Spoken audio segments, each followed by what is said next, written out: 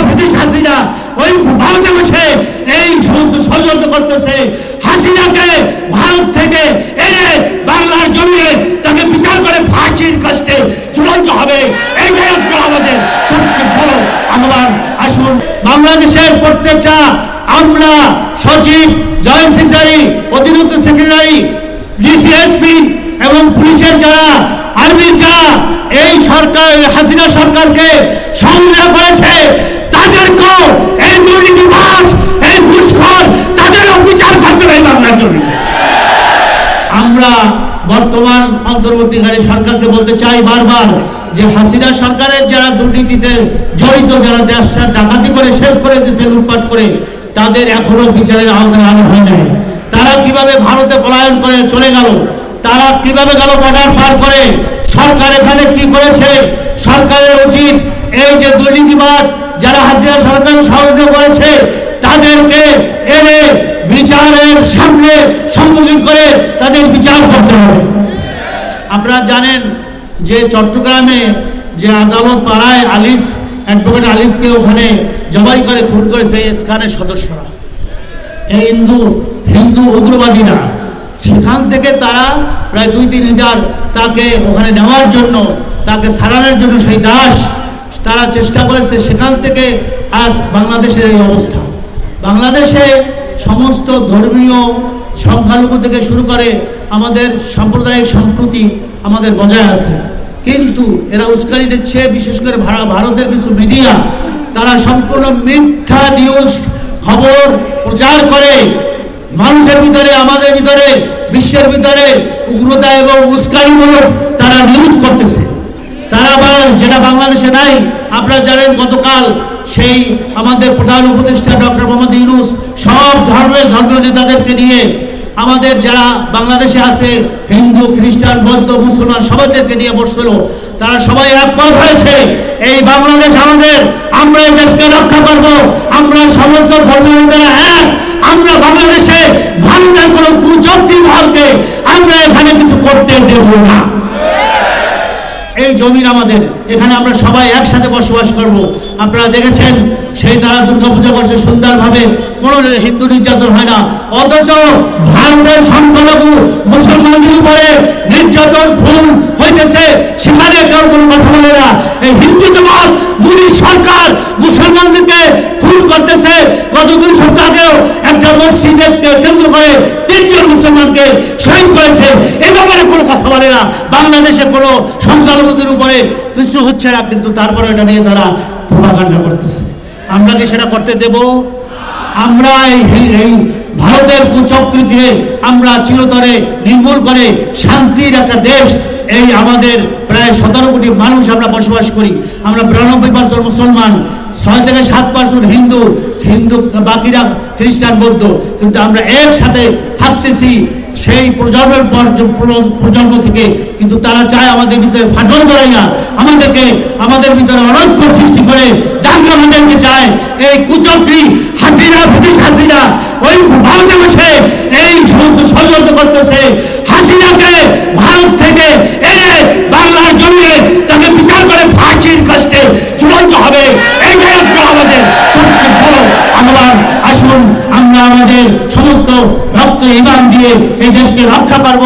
বর্তমান এই যে অন্তর্বর্তীকালীন সরকার ভুল ত্রুটি থাকতে পারে, আছে, সেগুলোকে উতরিয়ে আমরা এই সরকারকে সর্বদিক থেকে সহযোগিতা করতে চাই। একটা সুষ্ঠু, নিরপেক্ষ, নির্দলীয় নির্বাচন, গ্রহণযোগ্য নির্বাচনের জন্য যত সংস্কার আছে আপনি সংস্কারগুলো করুন। আমরা সেটা আন্দোলন আছি, সংস্কারের পরেই আপনি নির্বাচন দেন, সঠিক নির্বাচন, যাতে করে গণতন্ত্রভাবে এই দেশে একটা সুন্দর সুষ্ঠু পরিবেশে আগামী সরকার নির্বাচন আসতে হবে। এই বক্তব্য রাখবেন ইসলামী আন্দোলন বাংলাদেশের সংগ্রামী প্রেসিডিয়াম সদস্য, ঐতিহ্যবাহী চরমনাই জামিয়া রশিদিয়া হাসানাবাদ কামিল মাদ্রাসার স্বনামধন্য প্রিন্সিপাল অধ্যক্ষ মাওলানা সৈয়দ মুসাদ্দিক বিল্লাহ আল মাদানী। আসসালামু আলাইকুম ওয়া রাহমাতুল্লাহি ওয়া বারাকাতুহু। قال تعالى جاء الحق وزهق الباطل إن الباطل كان زهوقا।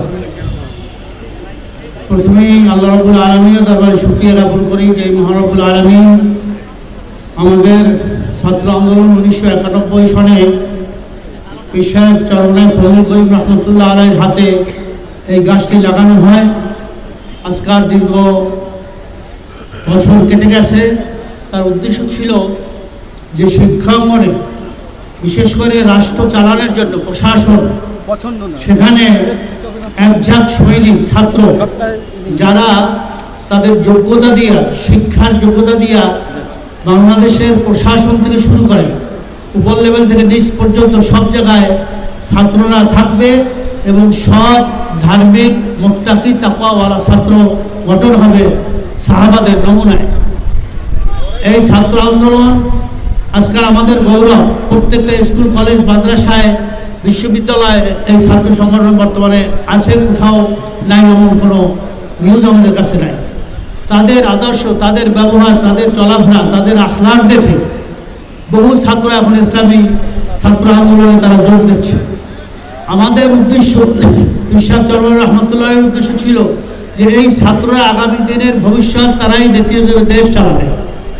এখন আপনারা জানেন যে জুলাই আগস্টের যে গণবিপ্লবের মাধ্যমে, ছাত্র জনতার গণবিপ্লবের মাধ্যমে এই সরকার প্রায় 4 মাস হলো ডক্টর মোহাম্মদ ইউনূসের সরকার, অন্তর্বর্তীকালীন সরকার, তারা শপথ নিয়েছে নতুন বাংলাদেশ গড়ার জন্য। কারণ বিগত ফ্যাসিস্ট, ফেরাউন, স্বৈরাচারী সরকার, হাসিনা সরকার 15-16 বছর দেশটাকে লুটে পুটে দুর্নীতিতে বিশ্বে 1 নম্বর করেছে এবং এখানের ব্যাংকগুলোকে খালি করে দিয়েছে। সাংবাদিক বন্ধুরা আপনারা জানেন বর্তমানে 6টা ব্যাংক দেউলিয়া ঘোষণা করছে বাংলাদেশ ব্যাংক। অর্থনৈতিকভাবে পঙ্গু করে দিচ্ছে, লুট তরাস থেকে শুরু করে চুরি চাবারি সব তারা করছে, যার কারণে মানুষের কান্নায় এই যে আয়নাঘর করছে, অত্যাচার করছে, জেলে রাখছে, মারছে, পিটাইছে এবং বিভিন্ন ধরনের জুলুম করছে। এই মাজলুম যারা অত্যাচারিত, তাদের চোখের পানি আল্লাহর আরশ কাঁপিয়ে গেছে, যার কারণে 1 ঘন্টা আগেও হাসিনা জানতো না তাকে এখান থেকে পালাইয়া ভারতে যাইতে হবে। এটা ডাইরেক্ট আল্লাহর গজব। এখান থেকে শিক্ষা নিতে হবে। বাংলাদেশের প্রত্যেকটা আমলা, সচিব, জয়েন্ট সেক্রেটারি, অতিরিক্ত সেক্রেটারি, ডিসিএসপি এবং পুলিশের যারা, আর্মির যারা এই সরকার, হাসিনা সরকারকে সহযোগিতা করেছে, তাদেরকেও এই দুর্নীতিবাজ, এই ঘুষখোর, তাদেরও বিচার করতে হবে বাংলার জমিনে। আমরা বর্তমান অন্তর্বর্তীকালীন সরকারকে বলতে চাই বারবার যে হাসিনা সরকারের যারা দুর্নীতিতে জড়িত, যারা দেশটা ডাকাতি করে শেষ করে দিয়েছে, লুটপাট করে, তাদের এখনো বিচারের আওতায় আনা হয় নাই। তারা কিভাবে ভারতে পলায়ন করে চলে গেল, তারা কিভাবে গেল বর্ডার পার করে, সরকার এখানে কি করেছে।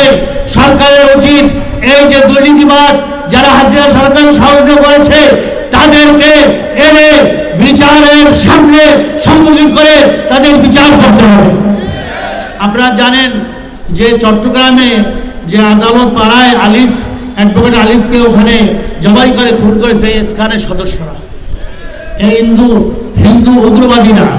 সেখান থেকে তারা প্রায় 2-3 হাজার তাকে ওখানে নেওয়ার জন্য, তাকে সারানোর জন্য সেই দাস তারা চেষ্টা করেছে। সেখান থেকে আজ বাংলাদেশের এই অবস্থা।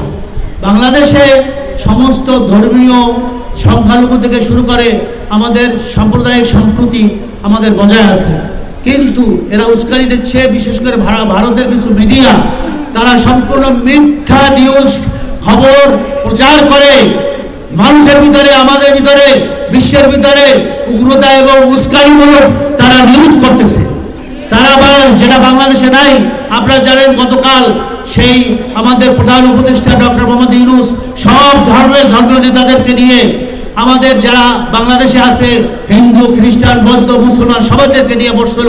তারা সবাই একমত হয়েছে এই বাংলাদেশ আমাদের, আমরা এই দেশকে রক্ষা করব। আমরা সমস্ত ধর্মীয় নেতারা এক। আমরা বাংলাদেশে ভারতের কোনো কুচক্রী মহলকে আমরা এখানে কিছু করতে দেব না। এই জমিন আমাদের, এখানে আমরা সবাই একসাথে বসবাস করব। আপনারা দেখেছেন সেই তারা দুর্গাপূজা করছে সুন্দরভাবে, কোনো হিন্দু নির্যাতন হয় না। অথচ ভারতের সংখ্যালঘু মুসলমানদের উপরে নির্যাতন, খুন হইতেছে, সেখানে কেউ কোনো কথা বলে না। এই হিন্দুত্ববাদ, মোদী সরকার মুসলমানদেরকে খুন করতেছে। গত 2 সপ্তাহ আগেও একটা মসজিদকে কেন্দ্র করে 3 জন মুসলমানকে শহীদ করেছে। এ ব্যাপারে কোনো কথা বলে না। বাংলাদেশে কোনো সংখ্যালঘুদের উপরে কিছু হচ্ছে না, কিন্তু তারপরে এটা নিয়ে তারা প্রোপাগান্ডা করতেছে। আমরা কি সেটা করতে দেব?